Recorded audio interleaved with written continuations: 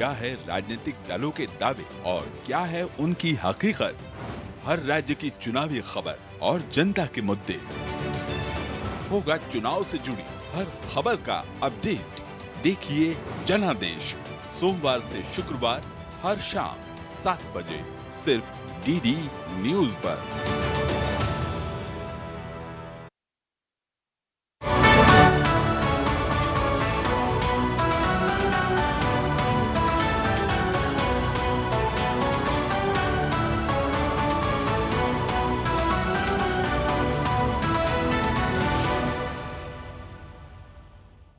नमस्कार। राजस्थान में चुनावी घमासान हो गया है तेज, और क्या है यहाँ के चुनावी समीकरण, क्या है यहाँ के मुद्दे, क्या बोले राजस्थान में, हम दिखाएंगे आपको। और इसीलिए अपने चुनावी रथ को लेकर हम आ चुके हैं उदयपुर, जो मशहूर है अपनी खूबसूरत झीलों के लिए, यहाँ के पर्यटन के लिए, और दुनिया के सबसे खूबसूरत शहरों में ये गिना जाता है, एक प्रमुख आकर्षण का केंद्र है। लेकिन इस वक्त यहाँ पर सबसे बड़ा आकर्षण है यहाँ का चुनावी रण। तो इसी रण में क्या है मुद्दे, क्या है लोगों की मन की बात, क्या है विभिन्न राजनीतिक दलों के दावे प्रतिदावे, और इसके साथ ही किस तरह से यहाँ पर बदल रहे हैं चुनावी समीकरण। क्योंकि हम आपको ये बता देते हैं कि मेवाड़ का ये वो इलाका है जिसके बारे में कहा जाता है कि जो यहाँ से जीत हासिल करता है, सत्ता का सिंहासन भी उसी की झोली में आता है। तो शुरुआत करते हैं अपने इस खास कार्यक्रम की।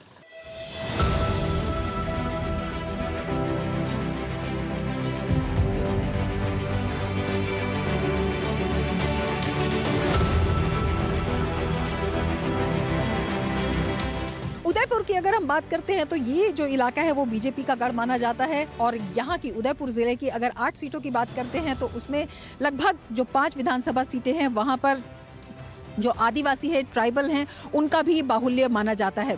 और पिछली बार पीटीवी पार्टी ने भी काफ़ी अच्छी बढ़त यहाँ पर हासिल की थी।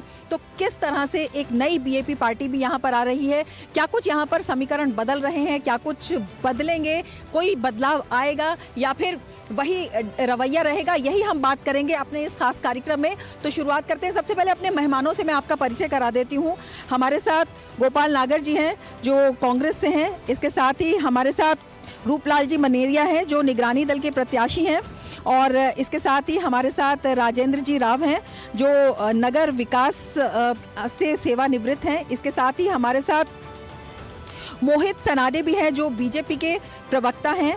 अशोक आमेटा हैं जो बीजेपी के प्रभारी हैं। इसके साथ ही श्री वीरेंद्र श्रीवास्तव हैं जो कि वरिष्ठ पत्रकार हैं। साथ ही हमारे साथ विकास जी हैं जो बीजेपी से प्रवक्ता हैं। इसके साथ ही हमारे साथ विकास जी हैं बीजेपी से जो प्रवक्ता हैं। इसके साथ ही विकास चौधरी हैं। और हमारे साथ जो हैं अरुण व्यास हैं जो एडवोकेट हैं, विजय सिंह हैं। और इसके साथ ही हमारे साथ डॉक्टर मुनेश अरोड़ा भी हैं जो कि वरिष्ठ पत्रकार हैं। तो तमाम अपने मेहमानों का हम यहाँ पर स्वागत करते हैं। और आम लोग भी हैं जो जनता जनार्दन है, जिनका जनादेश जो है वही जो है अंतिम परिणाम यहाँ पर लेकर आएगा। लेकिन सबसे पहले हम जान लेते हैं, आपके पास आना चाहेंगे नागर जी, हम आपसे जानना चाहेंगे इस बार जो आपकी पार्टी है वो कौन से दावे कर रही है, किस तरह से यहाँ पर चुनावी मैदान में उतर रही है, किस तरह की आशाएं आप यहाँ के लोगों को दे रहे हैं। हमारे जो प्रत्याशी है बहुत इंटेलेक्चुअल है, राष्ट्रीय प्रवक्ता है और पढ़ा लिखा व्यक्तित्व जिन्होंने अर्थशास्त्र में अपनी एक अलग सी पहचान इस पूरे हिंदुस्तान को दी है। और बड़े बड़े बीजेपी के दिग्गज जिनके सवालों का जवाब आज तक नहीं दे पाए, उनका केवल एक ही विजन है कि उदयपुर जो पिछले 20 वर्षों से बीजेपी की झोली में था, लेकिन उन लोगों ने कुछ नहीं किया। चलिए बात करते हैं, जो राज्य में सरकार है वो आप ही की है। बीजेपी से भी हम बात कर लेते हैं। आप बताइए कि आप किस तरह का, आपने सुना कि कांग्रेस ने किस तरह के जो है बीजेपी पे आरोप लगाए हैं और जिस तरह की बातें उन्होंने की हैं, आपका क्या कहना है और आप किन इश्यूज़ को लेकर? वर्तमान में मैं बताऊं मैं आपको, तो बीजेपी के ऊपर जो अभी हमारे साथियों ने आरोप लगाए कांग्रेस के जो है उन्होंने, तो वर्तमान में कांग्रेस बौखला गई है। हमारे मेवाड़ में कांग्रेस का वर्चस्व कभी रहा ही नहीं। हमारे यहाँ पे जो हमारे पूर्व गृह मंत्री रहे, शिक्षा मंत्री रहे, पंचायत राज मंत्री रहे, 7 बार एमएलए रहे, और वर्तमान में असम के महामहिम राज्यपाल आदरणीय गुलाब सिंह कटारिया उदयपुर शहर विधायक थे, मेवाड़ के लाल थे, जिन्होंने उदयपुर शहर ही नहीं बल्कि मेवाड़ के लिए क्या कुछ नहीं किया, इतने सारे कार्य किए। आप जिलों की सफाई की बात कर रहे हैं, जिलों की सफाई में उन्होंने इतनी मशीनें मंगाई, आज जिला देखिए कितनी साफ सुथरी है। आप नगर निगम की बात करते हैं, 6ठा बोर्ड वर्तमान में नगर निगम का है। अगर उदयपुर की जनता, कांग्रेस के लोग जो बोल रहे हैं कि उदयपुर में बीजेपी में नगर निगम ने काम नहीं किया, क्या काम नहीं किया? अगर काम नहीं करती तो जनता 6ठी बार नगर निगम का और उदयपुर में नहीं बनाती। जो कांग्रेस है उसका कहना है कि तमाम मुद्दे कांग्रेस गिना रही है, राज्य में सरकार कांग्रेस की है। बीजेपी का कहना है कि हमने भी काफ़ी काम किया है। आप किस तरह से देखते हैं? आप वरिष्ठ पत्रकार हैं और आप लगातार ऑब्जर्व कर रहे हैं। देखिए, दोनों ही पार्टियां यहाँ के जो समस्याएं हैं उसको दूर करने में असमर्थ रही हैं। कोशिश दोनों ने की है। राज्य में कांग्रेस की सरकार है, यहाँ पर बोर्ड बीजेपी का है, गौरव वल्लभ बाहर के प्रत्याशी हैं, उनको अभी शहर की इतनी जानकारी नहीं है। ताराचंद जी यहाँ के हैं, मगर ताराचंद जी की जो एक्टिविटीज़ लोग जो मानते हैं कि वो उतनी एक्टिव नहीं रहे जितना होना चाहिए था। जहाँ तक समस्याओं की बात है, मैं आपको मुख्य समस्या बताऊँ। राजस्थान हाई कोर्ट बेंच की स्थापना यहाँ पे नहीं हुई, इसकी डिमांड बहुत लंबे समय से चल रही है। इसके लिए दोनों ही पार्टियाँ दोषी मानी गई हैं। झीलों के प्रदूषण की बात है या यातायात की समस्या की बात है। उसके अलावा ट्रैफिक जो शहर का है वो बहुत ज़्यादा हालत ख़राब है, ट्रैफिक मोमेंट बहुत कम है। मेरे साथ मेरे मित्र अरुण जी खड़े हुए हैं, ये एक एडवोकेट है, इन्होंने ट्राइबल एरिया में काम किया हुआ है। ये अच्छी तरह से जानते हैं कि ट्राइबल की यहाँ कितनी समस्या, जो ट्राइबल यहाँ पे आता है, सुबह काम करने आता है, शाम को जाता है, तो उसके लिए आने जाने के साधन जो होने चाहिए वो भी नहीं है। शहर की जो टोपोग्राफी है वो पूरी तरह से बिगाड़ दी और जो सुंदरता है वो भी स्टिग्मा पे लग चुकी है। इसलिए दोनों ही पार्टियों को शहर के लिए सोचना पड़ेगा और एक राय बनानी पड़ेगी एक साथ बैठ के। तो बहुत से मुद्दे हैं जिसमें जो हाई कोर्ट की बेंच का मुद्दा है ये काफ़ी पुराना मुद्दा है और ये इस बार भी मुखर हो रहा है। आप हमें बताइए ये मुद्दा कितना मुखर है? हाई कोर्ट बेंच का जो मुद्दा है 42 ईयर्स हो गए हम लोग लगातार लड़ रहे हैं। हालत ये है कि कोई भी पार्टी करना नहीं चाहती है लेकिन उसका लाभ लेना चाहती है। बिल्कुल, साधन की बात भी दोनों ही दल यहाँ पर कह रही हैं। हाई कोर्ट बेंच का मुद्दा है, उस पर हम बात कर लेते हैं। 42 साल पुरानी जो है समस्या बता रहे हैं। बीजेपी का भी यहाँ पर राज रहा है, कांग्रेस का भी रहा है, कांग्रेस भी यहाँ पर सत्ता में रही है। इस वक्त कांग्रेस यहाँ पर जो है सरकार में है। आप बताइए कि क्या वजह है, ये मुद्दा अभी तक मुद्दा ही रहा? देखिए, कांग्रेस सरकार, जब आप यहाँ उदयपुर में खड़े होते हैं, मेवाड़ में जब खड़े होते हैं, तो ये धरती जानी जाती है पन्ना धाई के बलिदान के लिए, रानी पद्मिनी के आत्मसम्मान के लिए, महाराणा प्रताप के स्वाभिमान के लिए। और आज अगर उदयपुर पूरे भारत में जाना जाता है तो वो इसलिए कि किस प्रकार एक निर्दोष छोटे से व्यापारी कन्हैया लाल की गर्दन को किस प्रकार काटा गया और उसका सेलिब्रेशन किया गया पूरे भारत में लाइव वीडियो चला के। इस प्रकार की लचर न्याय व्यवस्था के लिए उदयपुर को शर्मसार जो किया गया वो इस कांग्रेस के शासनकाल में किया गया। जिन वादों को लेकर ये राजस्थान की भोली भाली जनता को ठग कर महज 1 लाख और कुछ हजार वोटों से अगर हम बात करें तो 50,000 के आसपास बूथ है राजस्थान में, सिर्फ 2 वोटों के अंतर से ये सरकार राजस्थान में झूठ के दम पर जो है वो बन पाई थी। आज इन्होंने क्या किया, जब हम मेवाड़ में खड़े होते हैं जहां पर रानी पद्मिनी और पन्ना धाय जैसी हमारी धरोहर जो थे जिनकी वजह से ये जाना जाता है, वहां आज हम देखते हैं कि एक ट्राइबल महिला को नग्न करके गांव में घुमाया जाता है और प्रशासन उस मुकदमे को दर्ज नहीं करता, उसको दबाया जाता है। आप जो लोकतंत्र के चौथे स्तंभ हैं, जब प्रमुखता से उस वीडियो को चलाते हैं उसके बाद वो मुकदमा दर्ज होता है। हम देखते हैं चित्तौड़ में प्रतापगढ़ में 2 बच्चियों को किस प्रकार टॉर्चर किया जाता है, उनका मुकदमा नहीं दर्ज किया जाता और उनको आत्महत्या करने के लिए विवश किया जाता है। हम देखते हैं भीलवाड़ा में एक 14 साल की बच्ची के साथ सामूहिक दुष्कर्म किया जाता है, उसको काट पीट के भट्टे में जला दिया जाता है, उनकी रिपोर्ट तक दर्ज नहीं की जाती। उनके परिवार के लोगों को जब वो कटा हुआ हाथ मिलता है तब जाके प्रशासन एक्ट करता है। आज हम बात करते हैं ट्राइबल एरिया के युवाओं की। आप देखिए, एक के बाद एक 19 से ज्यादा पेपर लीक हुए हैं और 19 सिर्फ इसलिए हैं कि वो पकड़ में आए। न जाने कितने पेपरों में सेंध मारी हुई है, कितने युवाओं का भविष्य लीला है इस सरकार ने। बात करके आए थे कि उनको बेरोजगारी भत्ता दिया जाएगा, बात करके आए थे उनको रोजगार दिया जाएगा, और हुआ क्या? एक युवा जब नौकरी की तैयारी करता है, साल भर अपना रोजगार छोड़ के खर्चा मोल लेता है और उस युवा को ठगा है। 70 लाख परिवार उन युवाओं के जो है वो अंधेरे में और कर्ज में इस कांग्रेस की सरकार ने धकेले हैं। ये मुद्दे हैं। आप बात करिए, किसानों को कहा था 1, 2, 3, 4, 10 की गिनती बोली थी कि उनका कर्जा माफ किया जाएगा। 19,422 किसानों की जमीनें नीलाम कर दी। किसान आत्महत्या करने को विवश हो रहे राजस्थान में। यह स्थिति राजस्थान की करी है। 7,750 हत्याएं राजस्थान में हो चुकी है। जब यहां कन्हैया लाल जैसा मर्डर हो जाता है उसके ऊपर इनके सेंटिमेंट्स नहीं आते, लेकिन जयपुर में एक समाज विशेष के युवा का एक रोड एक्सीडेंट में जब हत्या हो जाती है उसको तुरंत कांग्रेस के 2 विधायक जाते हैं और स्टेट हैंगर से सीएम जो है वो 50 लाख का चेक जो है उसको दिलवाते हैं। मैं पूछना चाहता हूं 7,750 हत्याएं इस राजस्थान में हुई हैं, क्या दोष है उन जो लोग मरे, क्या उनके जीवन की कीमत नहीं है? क्या एक धर्म विशेष को राजी करने के लिए लोगों के जीवन की कीमत आंकी जाएगी? इन्हीं सब मुद्दों के ऊपर न सिर्फ उदयपुर संभाग बल्कि राजस्थान की जनता ने ठान लिया है कि इस सरकार को, इस निकम्मी, नाकारा और झूठी सरकार को घर बिठाया जाएगा और अपनी लोकप्रिय भारतीय जनता पार्टी की सरकार को 3/4 से भी ज्यादा बहुमत के द्वारा राजस्थान में गद्दी सौंपी जाएगी। वो हम जनता से भी बात कर लेंगे, लेकिन पहले कांग्रेस से जवाब ले लेते हैं। कई बड़े मुद्दे इन्होंने उठाए हैं। कन्हैया लाल का जो मर्डर केस था वो काफ़ी सुर्खियों में रहा था। उसके बाद बहुत सारी जो हत्याएं और महिलाओं पर अत्याचार की बात हुई है वो भी सुर्खियों में रही है। क्या जवाब आपके पास है? क्यों प्रशासनिक रूप से नाकाम रही है आपकी सरकार? मर्डर का मुद्दा जिसको उठा रहे हैं, क्या इनका बीजेपी का कार्यकर्ता नहीं था? वो बीजेपी का कार्यकर्ता था कन्हैया लाल खुद, जो बीजेपी के लिए लिख रहा था। हत्या तो हुई ना, और बहुत बुरी तरह से हत्या हुई, उसका क्या जवाब है? वो प्रशासनिक रूप से विफलता क्यों रही?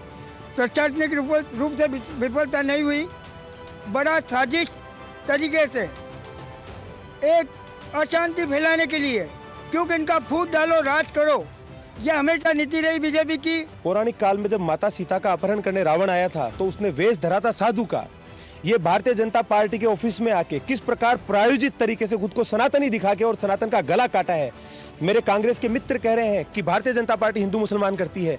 अरे आपके अलायंस की, आपकी इंडी अलायंस की मीटिंग के अंदर आपके सहयोगियों ने कहा कि सनातन एड्स है, सनातन को जल्द से जल्द खत्म किया जाना चाहिए। और अभी इनके यहाँ के प्रत्याशी जो सो कॉल्ड ये कह रहे हैं कि इनके राष्ट्रीय प्रवक्ता हैं, उनका एक वीडियो वायरल हो रहा है जिसमें वो कह रहे हैं सनातन क्या है। अरे सनातन को गालियां निकालने का काम, सनातन को शर्मसार करने का काम तो आपने किया है। ये भारतीय जनता पार्टी की सरकार है जो सनातन ही नहीं पूरे राष्ट्र का गौरव देश विदेश में बढ़ाने का काम कर रही है। और आप कहते हैं हम हिंदू मुसलमान करते हैं। मैं आपके माध्यम से पूछना चाहता हूँ, 12 साधुओं की लिस्ट में आपको अभी दे देता हूँ। क्या दोस्त था? क्या उनके जीवन का मूल्य नहीं था? कितनों को परिवार को 50 लाख रुपए दिए अशोक गहलोत सरकार ने? क्यों उस इकबाल के जीवन को 50 लाख रुपए दिए? मैं उसको मना नहीं करता, लेकिन मैं कहता हूँ 7,750 हत्याएं हुई हैं। उन हत्याओं के अंदर कांग्रेस की सरकार, गहलोत की सरकार कितने लोगों को 50 लाख रुपए दिए, ये बताइए ना। ठीक है, जनता से भी हम बात कर लेते हैं। यहाँ पर काफी लोग हमारे साथ मौजूद हैं अलग अलग क्षेत्रों के, लेकिन जिस तरह से कांग्रेस ने कहा है कि प्रशासन जो है वो सचेत है, लेकिन सचेत होने के बाद भी अगर इस तरह की घटनाएं होती हैं तो ये एक बड़ा सवाल है। लेकिन क्या ये बड़े सवाल जनता के मुद्दे हैं, ये भी हम जानेंगे। आप बताइए। आप और जैसे कि हमारे प्रवक्ता ने बताया बीजेपी के कि कन्हैया लाल हत्याकांड का, तो मैं आपको बताना चाहूँगा कन्हैया लाल हत्याकांड के जो भी मुजरिम रहे हैं, जो भागे यहाँ से, उनको पकड़ा है अपने देवगढ़ में राजपूत समाज के लोग, 2 लोगों ने। उनको गवर्नमेंट सरकार ने जो गवर्नमेंट जॉब दी है, ठीक है। जो कन्हैया लाल के पुत्र हैं उन दोनों को गवर्नमेंट जॉब दिया है। उनकी जो आर्थिक स्थिति खराब थी, उनको आर्थिक स्थिति के चेक पहुंचे घर पे। कुल मिलाकर के 4 से 4.5 करोड़ रुपए कन्हैया लाल के परिवार को कांग्रेस सरकार ने आर्थिक सहायता दी है।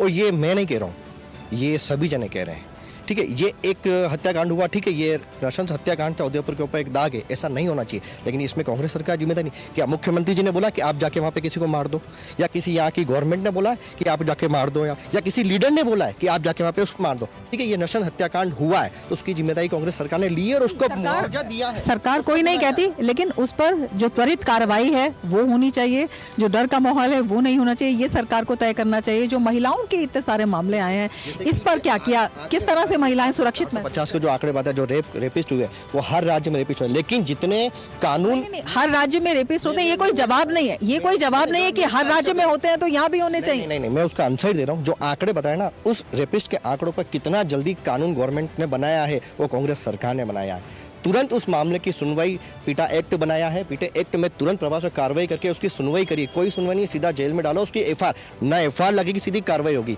ये कानून बनाया है रेपिस्टों के लिए, उनकी कोई सुनवाई नहीं, तुरंत को सजा दी जाएगी। ये कानून सारे लागू किए। महिला की सुरक्षा के लिए कानून बनाया है। आज अगर कुछ भी होता तो ये सबसे पहले कांग्रेस सरकार ने, मुख्यमंत्री जी अशोक जी गहलोत ने वो किया है। इस जितने जैसे पेपर लीक की बात कर रहे हैं, पेपर लीक हुए तो उस पर कानून बनाया। जो भी दोषी उसको सरकार, उसका दोषी जो है, पेपर लीक हुए, पेपर लीक का कोई दोषी पकड़ा ही नहीं है, उसकी कार्रवाई चल रही है। उसको जो भी दोषी है उनको मंत्री से बर्खास्त किया जाएगा, उन पर कार्रवाई हुई है। मुख्यमंत्री जी ने बोला है, उसके लिए कानून बनाया, पेपर लीक का कानून बनाया तुरंत प्रभाव से। छात्र संघ का चुनाव हो या फिर बात हो हाईकोर्ट बेंच की, भी लगातार बात हुई थी और इस तरह की बातें आई थी कि मुख्यमंत्री ने ही कहा कि वो बेंच नहीं होने देंगे। आप क्या कहते हैं इस बारे में? हाईकोर्ट बेंच के लिए तो मुख्यमंत्री पूरी तरह से जिम्मेदार है, क्योंकि उन्होंने वो कहते हैं कि मैं बार काउंसिल जोधपुर का मेंबर हूँ, जब तक मैं वहाँ हूँ जोधपुर जो बार है वो जयपुर जो बेंच बनी उसके लिए भी स्ट्राइक करती है वहाँ पे। वो कहती है कि जयपुर बेंच नहीं होनी चाहिए, सिर्फ जोधपुर में ही होनी चाहिए, जबकि न्याय का विकेंद्रीकरण होना चाहिए।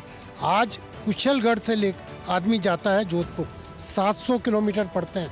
ट्राइबल एरिया में बहुत से लोग आज भी जेलों में हैं, उनके लिए हाई कोर्ट बेंच बहुत ज़रूरी है, बहुत आवश्यकता है, मगर नहीं है। हाई कोर्ट में लंबी लंबी लाइनें लगी, 6-6 महीने तक पेशियाँ नहीं, तो आदमी कब तक जेल में पड़ा रहेगा ट्राइबल? उसके पास पैसा नहीं है। देखो कोटड़ा में इंडस्ट्री नहीं है, झाड़ोल में इंडस्ट्री नहीं है, उनके पास खाने का साधन नहीं है। आप फ्री दे देकर ट्राइबल को कब तक रखोगे? और दूसरी बात करप्शन ट्राइबल एरिया में बहुत ज़्यादा है। करप्शन एक बड़ी समस्या, आप मानते हैं कि करप्शन यहाँ पर एक बड़ी समस्या है? बहुत बड़ी समस्या है। वैसे अगर देखा जाए तो पूरा ये जो सिस्टम है लोकतंत्र का वो आज एक झोंक तंत्र बन चुका है। आयरन नदी का मुद्दा है, जैसे वो वर्षों से चला आ रहा है, लगभग उसको 25 साल हो गए हैं।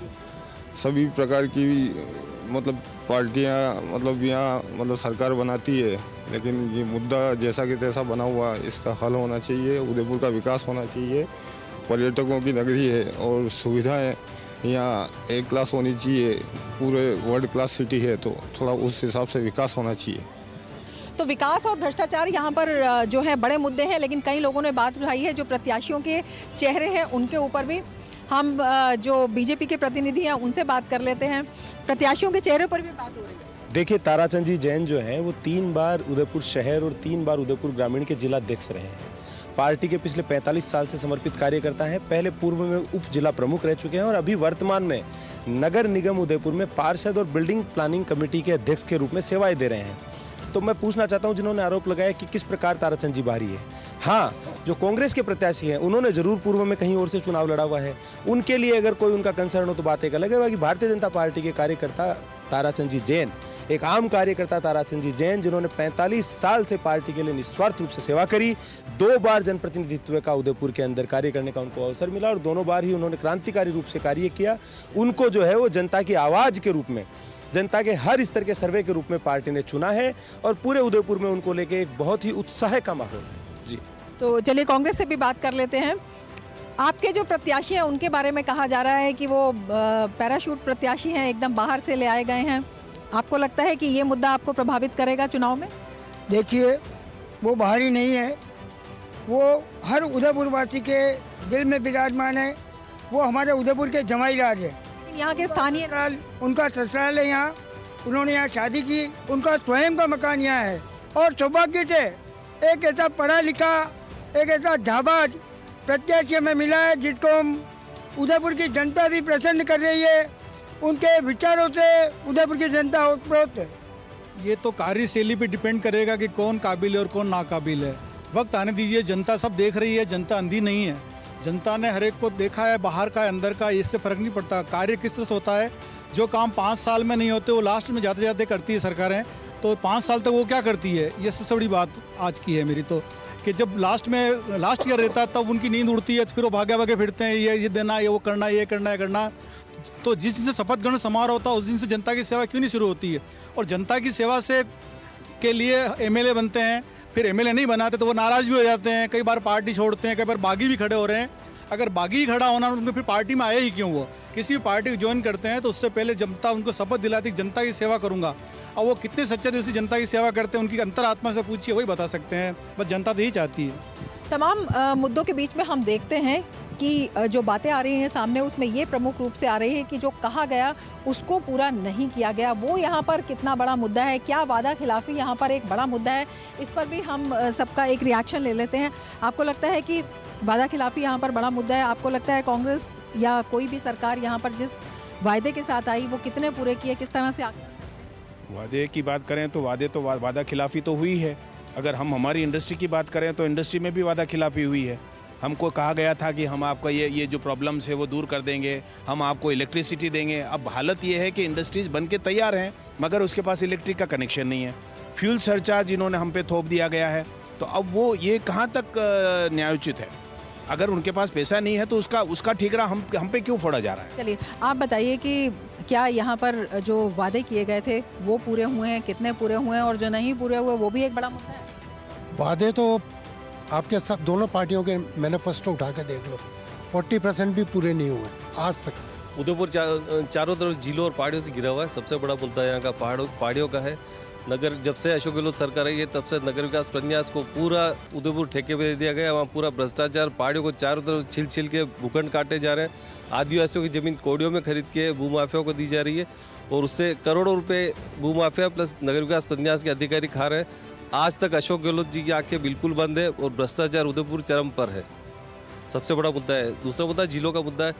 झीलों में चारों तरफ सीवरेज का काम हुआ। सीवरेज का पानी आज भी झीलों से निकल के सीवरेज वाले में जा रहा है, जबकि जाना चाहिए सीवरेज का पानी सीवरेज में जाना चाहिए, झीलों का पानी झीलों में रहना चाहिए। तीसरा आयड नदी का सबसे बड़ा मुद्दा है। आयड नदी अब तक बंद के तैयार नहीं हुई है।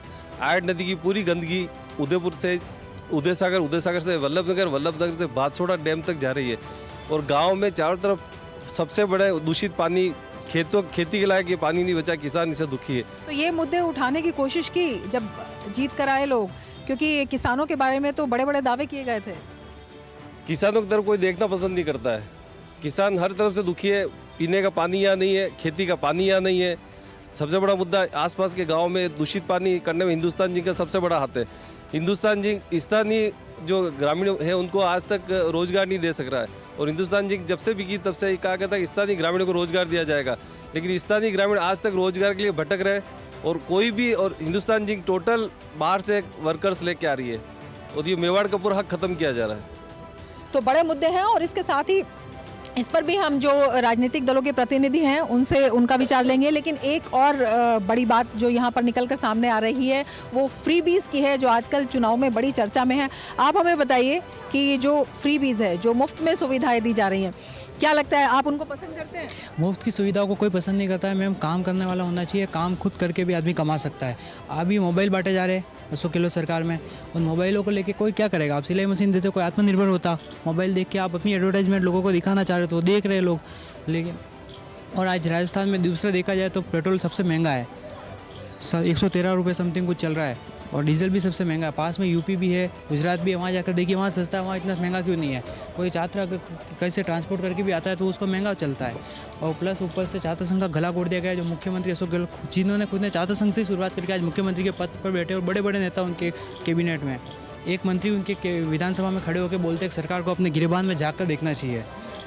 उस मंत्री का ना बयान लिया जाता, दूसरा ना सरकार कोई बयान देती है, डायरेक्ट उनको बर्खास्त कर दिया जाता है। अरे क्यों उन्होंने ऐसा बोला हो तो बताइए। अगले दिन विधानसभा में पहुँचते कोई डायरी लेकर, वो तो उस डायरी का वो पन्ने वो आके बाहर आके बोलते हैं कि मेरे को विधानसभा में मारा गया है। वो कैमरा जो होता है वो डायरेक्ट अध्यक्ष महोदय के ऊपर लगा दिया जाता है। तो क्या ये मुद्दा है? उसके ऊपर ना तो बाद में मुख्यमंत्री का बयान आता है कि सामने वाली पार्टी का ये उनका किया है। अरे मंत्री आपके विधायक है, 4 साल तक वो मंत्री रहते हैं। चलिए, बड़े सवाल हैं आपके, जायज़ सवाल हैं, कुछ और लोगों की राय भी ले लेते हैं। सबसे बड़ी बात है कि अगर सही बात तो कही जाए तो ये जो चुनाव चल रहे हैं 2014 के बाद पूरा परिदृश्य बदल गया है मुद्दों के मामले में। आपने जैसा कहा कि कोई मुद्दे क्यों नहीं बन पाते, मुद्दे इसलिए नहीं बन पाते हैं कि 2014 के बाद में जो किसी भी दल का सेनापति होता है उस दल के सेनापति पर निर्भर करता है। भाजपा है तो मोदी जी जब से प्रधानमंत्री बने हैं उन्होंने अंतर्राष्ट्रीय स्तर पर एक छवि बनाई है और युवाओं में आप देखेंगे सोशल मीडिया वगैरह पर जो एक छवि बनी है उस छवि के आधार पर नीचे चुनाव लड़े जा रहे हैं, चाहे वो लोकसभा के चुनाव हो चाहे आपके विधानसभा के चुनाव हो। मुद्दे कुछ भी नहीं है। दूसरी बात है कि अगर ये राज्य के चुनाव है तो राज्य के चुनाव में राज्य सरकार के द्वारा आपने कहा कि जो वादा खिलाफी के मामले में राहुल गांधी जी आए थे चुनाव के समय, पिछले चुनाव में चुनावी सभा में उन्होंने किसानों के सामने कहा था कि आप 1 से लगा करके 10 तक गिनती गिनी है सरकार बनने के बाद में ये किसानों के कर्जे माफ़ हो जाएंगे। सबसे बड़ी बात तो है कि जो कार्यकर्ताओं के राजनीतिक पद थे उन पदों की इन्होंने पूर्ति की नहीं, तो संगठन के स्तर पर कांग्रेस बहुत कमज़ोर है। दूसरी बात है कि तुष्टीकरण की नीति है और तीसरी बात है कि अभी जो पेपर लीक के मामले हुए हैं उससे युवाओं में जो हताशा और निराशा एकदम पनपी है, उसके कारण ये कुछ न कुछ चुनाव में गुल खिलाएंगे। और अंत में जो सबसे बड़ी बात है कि इस सरकार ने चौथे साल में घोषणा की है 5 साल तक आप अपने अंतर्द्वंद में उलझे रहे और 5 साल तक अंतर्द्वंद में उलझे हुए आपने कोरोना काल में भी आपकी सरकार के आने जाने का डर था, तो आपने सीमाएं सील करके जो आने वाली सामग्री है उस तक को रोक दिया था आपने। तो सरकार के कारण ये स्थितियां होती है। दोनों ही दल जो जिनकी आमने सामने की टक्कर है पूरे आत्मविश्वास के साथ भरे हुए हैं। जो समस्याएं हैं उसकी एक बड़ी लिस्ट है, कुछ पुरानी समस्याएं हैं, कुछ नई समस्याएं भी हैं, बड़े मुद्दे हैं, बड़े दावे हैं, बड़े वादे भी हैं। इन वादों के ऊपर किसका विश्वास, ये जनता का कौन दल जीत पाता है ये तो बाद में पता लगेगा, लेकिन लोकतंत्र की जीत होनी चाहिए। इसके लिए बहुत ज़रूरी है कि सभी लोग अपने घरों से निकल कर आएँ और मतदान करें, जो आपका अधिकार है, लेकिन उससे भी बड़ा कर्तव्य है। तो इसी कर्तव्य की अपील के साथ मैं अपने कैमरा सहयोगी के साथ लेना चाहूँगी आपसे इजाज़त, और फिर मिलेंगे एक नए एपिसोड में। लेकिन तब तक के लिए नमस्कार।